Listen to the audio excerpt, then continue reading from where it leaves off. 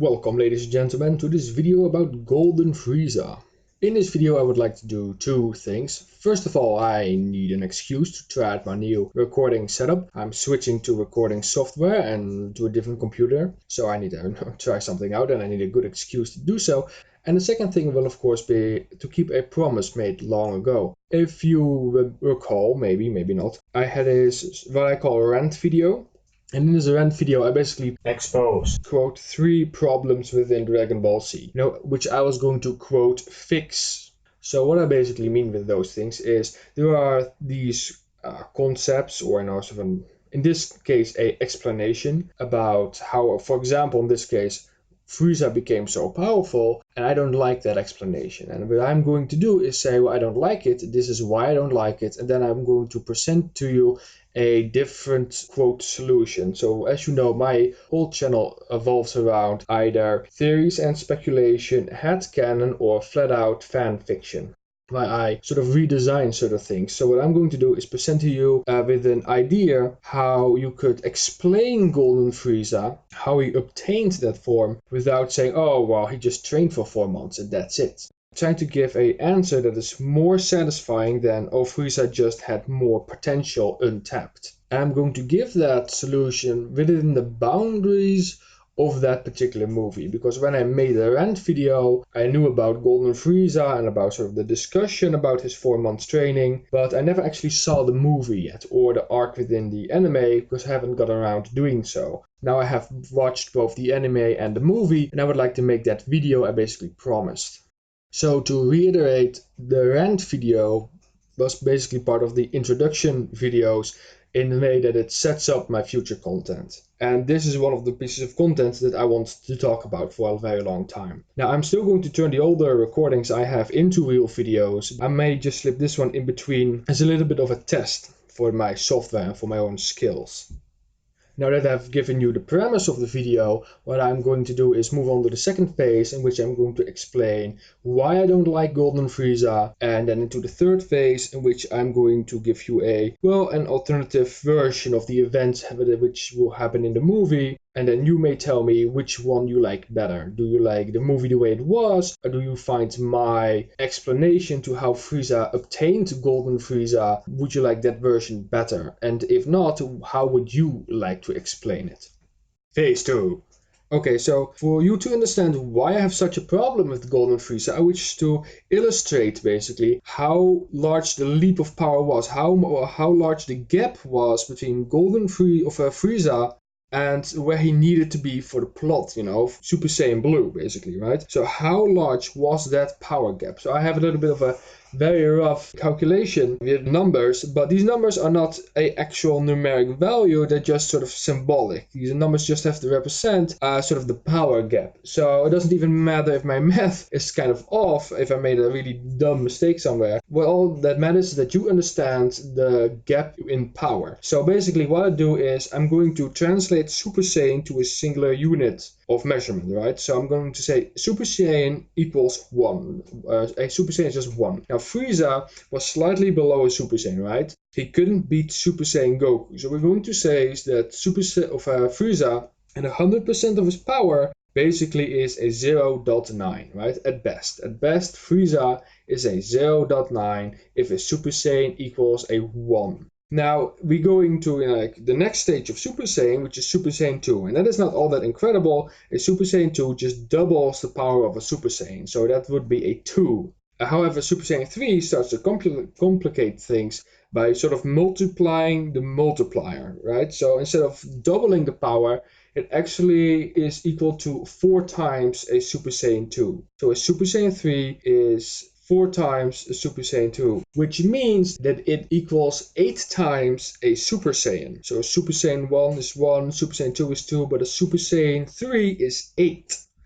Then we go to Battle of Gods and to Super Saiyan Red, Super Saiyan God. And we see that Beerus flicks Super Saiyan 3, he flicks him with a finger. Super Saiyan 3 is a joke to Beerus. So to get close to that level of power, the boost that Super Saiyan God Master Durant is significant. Now we have no clue how big that boost is, so I just make up a number and I'm going to say double the multiplier again, similar to how Super Saiyan 3 did it. It's going to escalate in a similar way. So a Super Saiyan Red equals 8 times a Super Saiyan 3. Therefore, if I did not make any mistakes, it equals 32 times a Super Saiyan 2, which means it equals 64 times a Super Saiyan. Well, that is Super Saiyan Red. On top of that, Goku goes Super Saiyan because it is sort of a different power, because it is just God Ki and not a transformation. It's just a different power source. Goku actually multiplies his, what I presume are ley lines, but I talk about that in my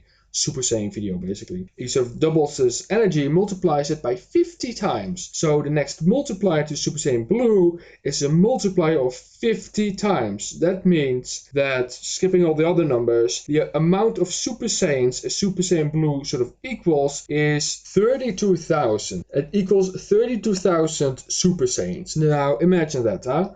Even, if my math is off. Frieza is a 0.9. He's not even a full, he's not even a 1, And then he goes up to this guy, which is 32,000. That is sort of how big the power gap is, right? And Frieza is going to breach that power gap with 4 months of training. Now, in the movie, we never got to see the training. Within the anime, we never got to see the training, but within the manga, we actually got to see the training. No joke, I just had to help my parents for a sec, but I got my hand stuck in between the metal arms of a t-shirt heat press, and my one finger is quite busted. Actually, it has a huge gash. I was gonna put it in the video as a slice of life moment, but I'm reasonably tough. I don't take pain, don't flinch easily, but I felt myself almost lose consciousness, I saw stars, I thought, hey, it's not right. And my father told me to sit down, and everything went well, but I saw stars, and my whole hearing and vision became all blurry. Whew, it was okay. Now my hand's kind of busted, so I'm sorry if I changed the mood of the video just slightly, but that just happened. What I was about to explain, actually, before I had to pause the recording, was that in the manga we got to see Frieza's training, and that actually entailed basic push-ups, crunches, sit-ups, basic muscle building training that you would do if you go to the gym. And to suggest that such basic training would close the power gap between Frieza and where Goku was about to end up in the movie, that is ridiculous. I mean, what juice did he drink? What kind of juice did he drink? To me, 4 months of training doesn't justify such a boost in power, even if you had a lot of untapped potential. And vice versa, they claim that Frieza never actually trained a day in his life. And this claim in and on itself is utter ridiculous. How does Frieza know how to perform any form of martial art technique if he never actually trained a day in his life? How does he know how to fly? How does he know how to shoot energy beams from his fingertips? And how does he know how to destroy a planet if he never ever practiced it, even for a short period of time? Now, you could play devil's advocate and say, oh, maybe he has genetic memories just like the Namekians, but that sort of takes away from the unique nature of Namekians. It would be copy pasting or the established lore, and we have no indication that he has genetic memories because take for example Piccolo. Piccolo is a reincarnation from his father, right? So he has all the memories of his father but not the personality. With his personality he gained a clean slate, right? He just started anew and he became a different person to do different life experiences. Frieza doesn't seem that way, right? So how does he have any of these techniques if he doesn't if he isn't a copy sort of his father, a sort of mental copy? And to say that everything is just basic instincts, no animal, no creature, no life form has the basic instinct to destroy a planet. That is absurd. if Frieza would really never have trained, then he would just flail his arms around like an idiot, being so powerful that he would smash everything they touched, but, a basic martial artist was able to like catch his arm and twist it, and put him in like some sort of lockdown. Frieza uses a lot of grappling moves, a lot of martial art techniques. He knows how to throw a punch. So no, he has martial art techniques and he must have learned them and he must have trained them for such a basic thing as muscle reflexes and whatnot. And besides all of that, perhaps the most outrageous claim is the Golden Frieza form itself. You go, perform 4 months of push-ups, sit-ups, and crunches, and suddenly your body mutates a new transformation. Now, with the Saiyans, that power has always been there. It's part of their nature and part of their legends. But, Frieza, is that ability part of his race? Does every single one of them know how to do that? If that's so, that's incredibly cheesy. Sort of to just pull that one out and say, no, all of them can go gold. And besides that, the design of Golden Frieza, for the movie, it does what it does. It serves its purpose and it's kind of funny. But Frieza himself admits that gold is incredibly tacky, incredibly sort of out there. And to claim that every single like Cooler, Cell, King Cold, they all could have achieved a golden form would won't be an interesting design choice. Cooler has an interesting design choice with his fifth form, but to say, all of them can turn gold is just cheesy and no. And the reason why I bring the subject of mutation up is because Frieza mentions he sort of chose gold. He said, I know gold is a little bit tacky or a little bit, how does he say it? I'd establish him as, being on top of the pecking order. He says it as if he chose the color, which makes me wonder, is it implied that he sort of modified his own body that way? Because some people have mentioned that Frieza is a mutant, and you have to wonder, does his species have the ability to mutate and transform at will, sort of like, I need a new form, so I just make one up. It's not that this is not done in fiction before. If you look at the Tyranids or the Zerg from Warhammer and StarCraft respectively, then what we find are fictional life forms that can sort of adjust their genetic makeup and sort of have living weapons and adaptations. The problem is that these species have sort of a overmind that regulates that, and it is sort of designed for these mindless monsters. But with Frieza, that would be more cheesy to say, he has a more powerful opponent. He's just gonna, go for a workout a couple of months, a couple of hours in the hyperbolic time chamber, and he just mutates a form that could combat any foe. You would suggest that every member of his species has the ability to counter an active threat by training and mutating a new transformation to combat that threat with. It would make a little bit of sense in the sense that you could imply that Frieza trains to beat his father and, gain some sort of a form to fight him with. And that's why he looks different than King Cold. And Cooler wanted to beat Frieza, and therefore, he got the fifth form. And now Frieza has to beat, Goku, and he has the golden form. But that won't work, even if you tried that explanation, right? Because Frieza never saw Super Saiyan God Super Saiyan. And therefore, he could not have known, not even subconsciously, how strong he must have gotten. And therefore, this ability could not have trick it properly. The strongest that Frieza knows is Majin Buu, and I don't think he ever met Majin Buu, so how would he know how strong he could get? And besides that, Frieza was supposed to be born in his fourth form. That is his true birth form. The others are sort of forms that he used to suppress his power or something. So if he has created new forms, it was to suppress his power rather than to increase it. So that the explanation doesn't really work with the established canon. And outside of that, it would have been an incredibly overpowered ability to possess. Okay, just a short recap. So 4 months would be just too little of regular basic training to close the power gap, which is significant. Not having trained today in his life doesn't make any sense in terms of his fighting abilities, and his biology doesn't explain how he has the ability to just have a new transformation out of the blue. So those are my 3 big gripes with Golden Frieza, which I will try to fix with like a different piece of fan fiction to put in its place. And with that note, I would like to move on to the third part of this video, which is, to me, the fun part, in which I get to let loose my little head cannon, blast away at, this little video, and create a story in which, this does make sense. So, in my mind, Frieza could gain a significant power-up only at 2 stages in the story. Either when he was resurrected by the dragon, or when he's reincarnated in the resurrection chamber, basically. And the dragon has limited, because the dragon can't grant you power beyond the powers of his maker, of the guy who made the dragon. So at best, you could have said that the dragon might have been able to unlock Frieza's hidden potential. But even if Frieza's hidden potential was able to close the power gap, that still would have been A, a stretch because it's so vast, and B, he would not have gained his transformation from it because it's just a power increase. So he still would not have gained a golden form. So you would have to change the dragon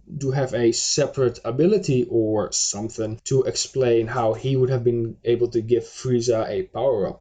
So personally, what I would have done is, if I were to rewrite the story, is I would have explained that the healing chamber is far more advanced than it already is. Seeing how it is a very advanced piece of alien technology, you could perhaps suggest that it had the ability to upgrade Frieza's body. So what they would do, they would resurrect Frieza, they won't be able to get his body back, so they would have to use the resurrection chamber. So they take his body and put it in there, and they restore it, but basically they improve upon it at the same time. So kind of like if you were to 3D print a hammer out of plastic, you would have a, plastic hammer. But if you were to 3D print a hammer out of titanium, well, now you're swinging precious metal, if you sort of catch my drift. If they were to bring back Frieza's body but improve it and enhance it, make it stronger, you would have suggested that they would be able to condense his muscle fibers, to improve his muscle fibers, to harden his skin and strengthen his bones, sort of enhance him on a cellular level, because they have to sort of rebuild him from scratch, basically, right? They just take a little lump of his body, or perhaps all of these lumps that aren't mechanical, and sort of glue them together in the machine, or sort of sew them together maybe, or maybe just take one piece and have the machine sort of regrow him. And when it does, you could say, oh, maybe it injects him with mutagen that allows changes in his DNA to happen, so his body can grow back stronger, to have an even greater energy and therefore power output. And then you would basically say, okay, well, they enhance his body via bioengineering rather than, just mechanical enhancements or something else.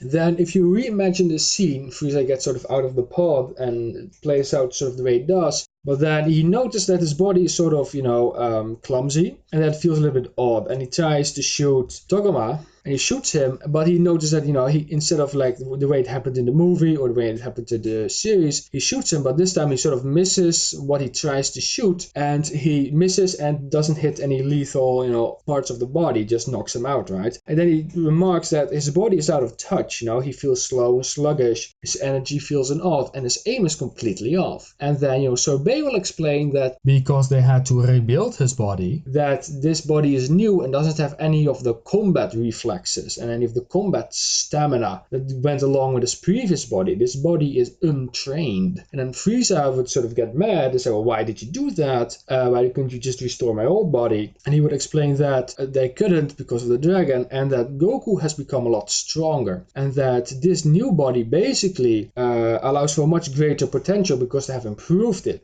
Sorbet would basically explain to Frieza and therefore the audience that is the chamber that sort of made the improvements to Frieza. And then Frieza would laugh, and use that word, but was it salubrious? That because Goku has become so powerful, it will be most salubrious for him to sort of train and push this body to its limits. And then you could suggest that he had sort of the 5th form installed, had new alterations made within those 4 months to improve the new battle form. And he could basically tell Goku that the Super Saiyan inspired him, and that he sort of had this form bioengineered into his DNA, allowing him to transform into this new transformation, and that he chose gold to sort of show Goku that he was now the superior warrior, basically. And there you have it, folks. That's sort of what I would make of it. I would just say, well, the chamber did it, and have Frieza sort of been explained via space science rather than, push-ups. Yeah, let me know what you think of that little headcanon. If you think it's kind of cool, or you think it's just as stupid. And if you think it's stupid, how would you explain it? How would you fix Frieza's little power jump? Leave your thoughts down in the comments below. They motivate me a lot. So I hope you enjoyed it, and you will see me next time. Later.